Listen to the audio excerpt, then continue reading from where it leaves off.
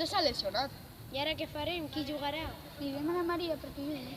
La Maria, si és un marimacho. Ja. Però potser ens dona una sorpresa. Val.